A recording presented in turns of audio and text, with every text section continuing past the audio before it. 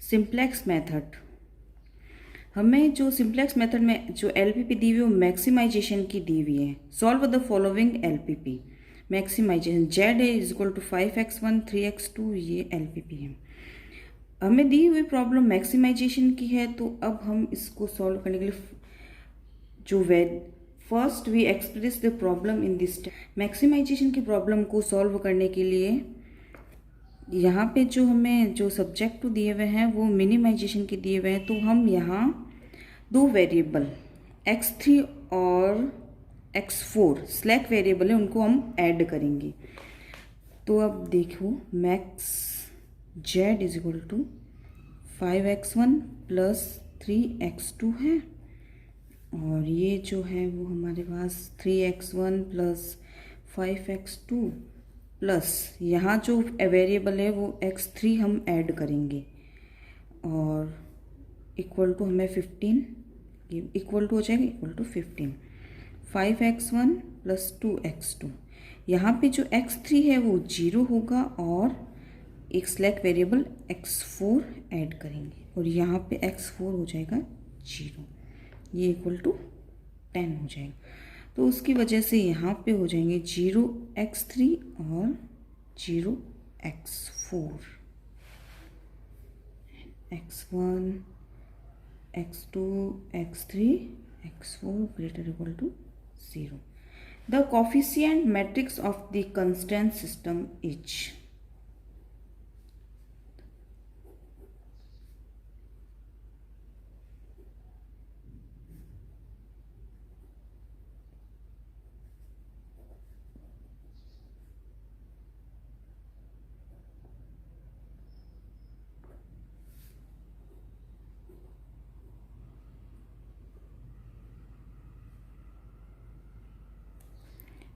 ए, ये equal to हो जाएगा, ये आएगा 3510, 3510, 5201, 5 है 2 है 0 है 1 है, ये हो गया इक्वल टू, इसको हम कह सकते हैं इस alpha 2 alpha 1 alpha 2 sorry alpha 1 alpha 2 alpha 3 alpha 4, ये हम इनको क्या कहते हैं, हम कह सकते हैं ऐसे में सी। Okay, therefore alpha 3 alpha 4 equal to I2 taking the initial basis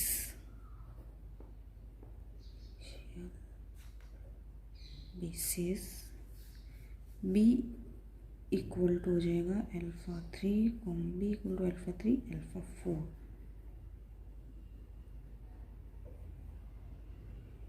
the first simplex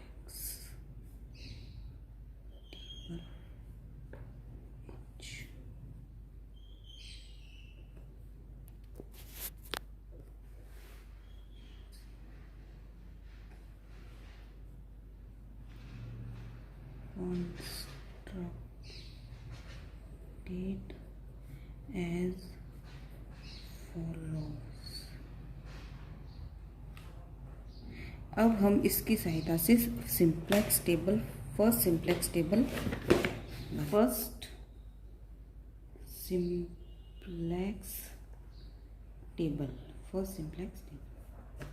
ये होता है CB B XB CG B।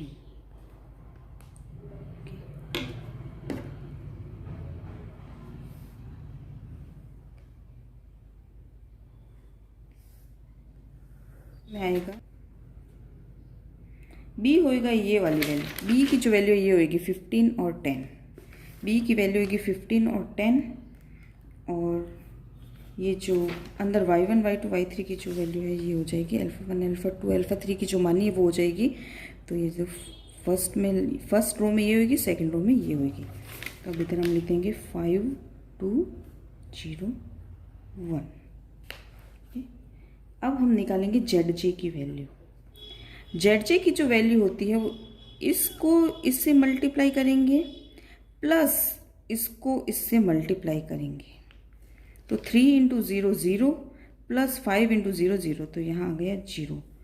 5 into 0 0, 2 into 0 0 0, इसको मल्टीप्लाई करेंगे 0 प्लस इसको मल्टीप्लाई करेंगे 0, इसको 0 और प्लस इसको मल्टीप्लाई किया तो 0। अब हम निकालेंगे Z J minus C J की वैल्यू। तो ये है जेड जे माइनस सी जे, तो यहाँ आ जाएगा -5, 0 माइनस 3 -3, ये 0 माइनस 0 0 0 माइनस 0 0। अब सबसे बड़ा जो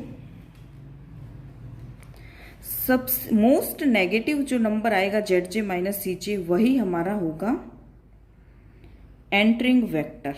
तो एंटरिंग वेक्टर जो है यहाँ पे हो गया x1, एंटरिंग वेक्टर। अब की एलिमेंट निकालेंगे तो ये जो 15 है उसमें 3 का डिवाइड करेंगे तो यहाँ आ जाएगा 5, 10 में 5 का डिवाइड किया यहाँ आ गया 2।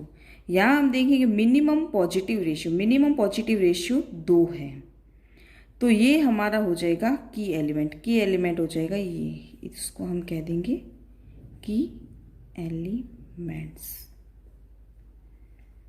और अब आउटगोइंग वेक्टर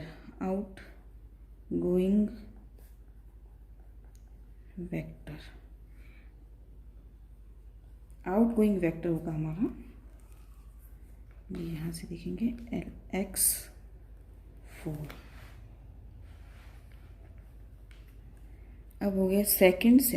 अब हम यहाँ Z J minus C J की वैल्यू जब तक ग्रेटर इक्वल टू 0 नहीं आ जाती तब तक हम टेबल बनाते जाएंगे।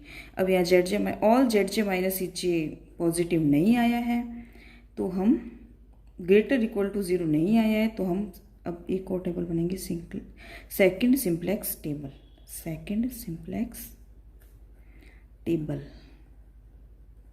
ये हो गई सी बी, फिर से वही बी वैल्यू वही होगी, फिर से 5 3 0 0 और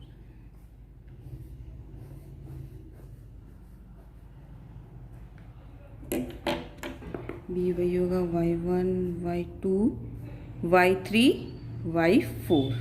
यहाँ फिर से हम मिनिमम पॉजिटिव रेशियो देखेंगे। अब यहाँ सबसे पहले करना है की एलिमेंट की जो लाइन है उसको हम की एलिमेंट है उसको हम 1 बनाएंगे। ये यहाँ की एलिमेंट 5 है तो इसको हम 1 बनाएंगे।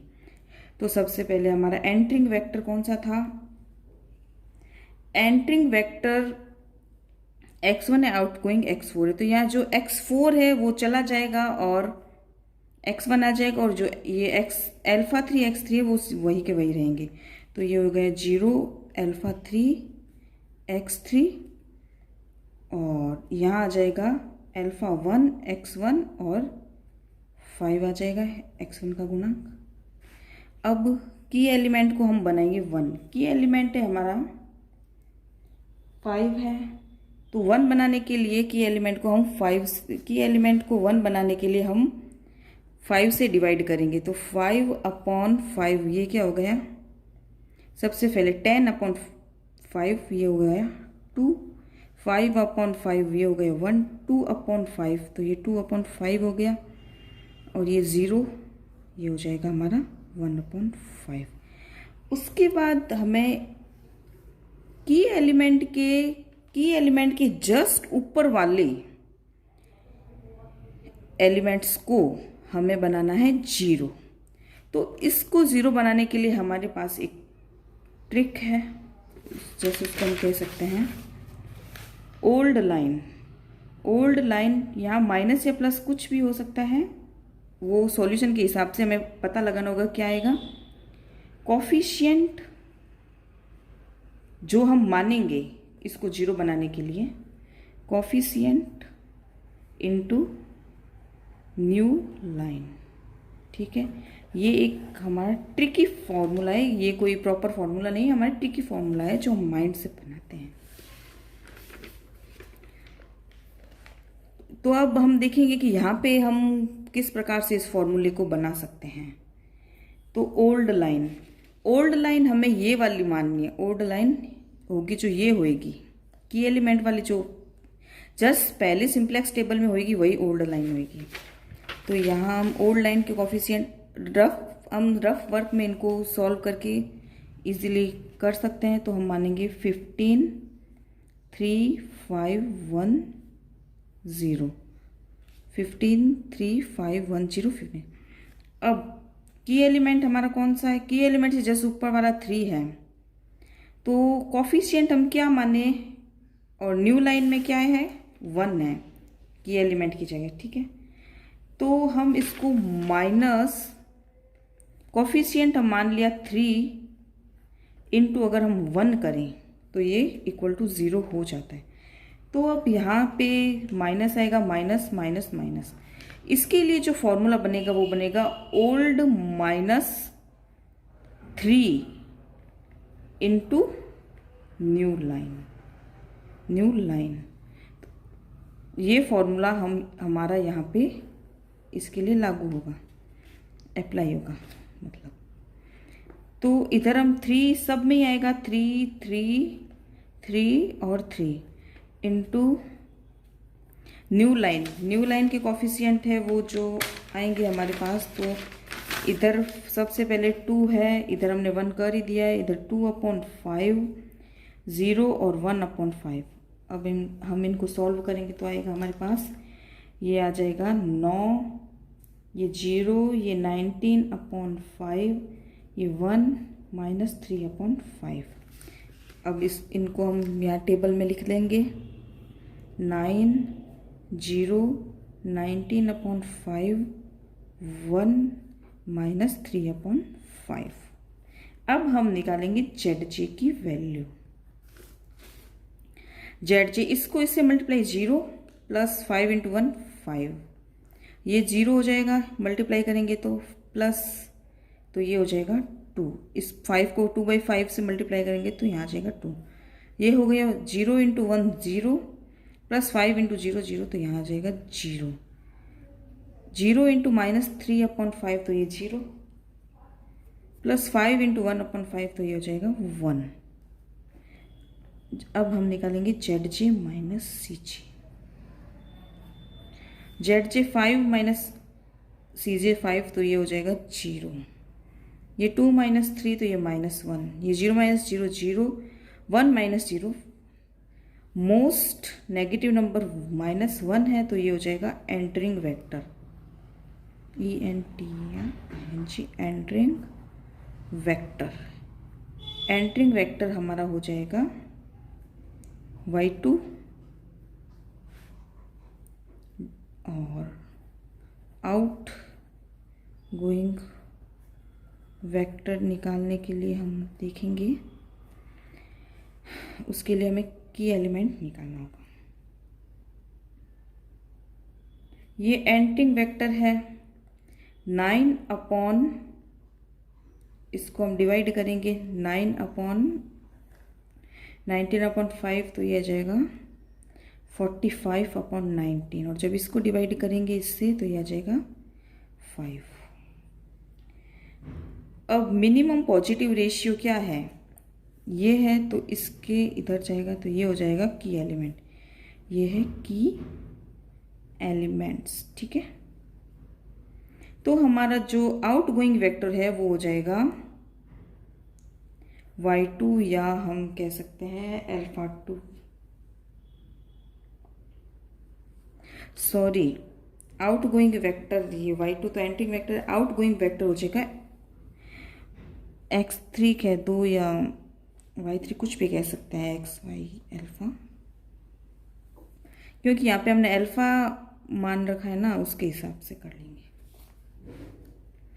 अब यहाँ all ZJ minus CJ not greater, all ZJ minus CJ not greater equal to 0, तो हम एक थर्ड सिंप्लेक्स टेबल और बनाएंगे।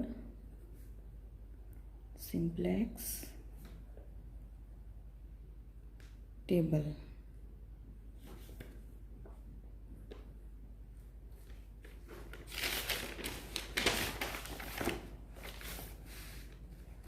यहाँ हो गया C B, B, X B, C J, B.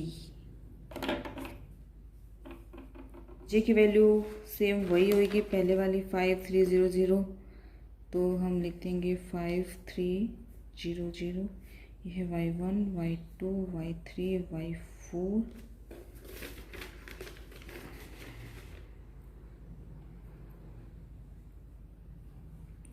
अब एंटिंग वेक्टर है हमारा अल्फा 2 और आउट गोइंग है x3, तो x3 यहाँ हो जाएगा अल्फा 2 x2 और कॉफिशिएंट है 3, तो x का तो x2 का तो ये 3 आ जाएगा। बाकी ये सेम रहेगा 5 अल्फा 1 x1। और फिर से वही की एलिमेंट को हम बनाएंगे 1। पहले वाली टेबल में जो की एलिमेंट है उसको 1 बनाएंगे, पहले वाली टेबल में जो की एलिमेंट है उसको हम 1 बनाएंगे। 19/5 है, इसको 1 बनाने के लिए 19/5 से हम डिवाइड कर देंगे। तो जब 9 को हम 19/5 से डिवाइड करेंगे तो आ जाएगा 45/19। ये हो जाएगा 0, ये 1, 5/19 और ये होगा -3/19। और अब इसको बनाएंगे की एलिमेंट से जस्ट नीचे वाला होना चाहिए 0, तो इसको हम बनाएंगे 0 बनाने के लिए फिर से वही जो पुराना वाला फॉर्मूला है हमारा old coefficient into new line. तो ओल्ड लाइन हमारे पास क्या है? ओल्ड लाइन है हमारे पास ये वाली 2, 1, 2/5, 0, 1/5, 2, 1, 2/5, 0, 1/5। माइनस प्लस क्या आएगा जो हम बाद में देखेंगे। कोफिशिएंट तो 2/5 है, तो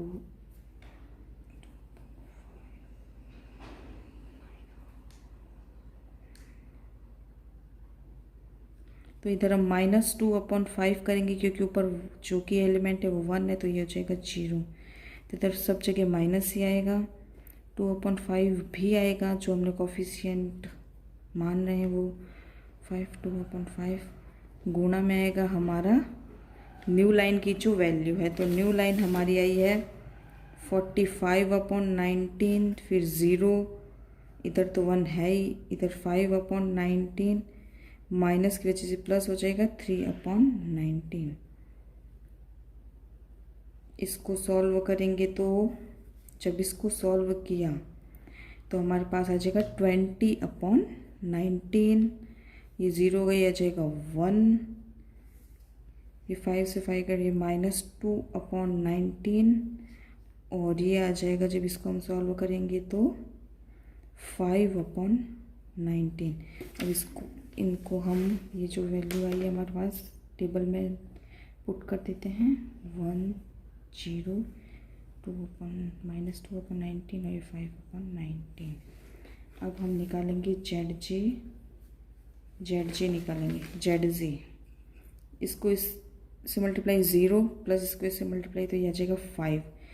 3 × 1 3 प्लस 5 × 0 0, तो ये इधर आ जाएगा 3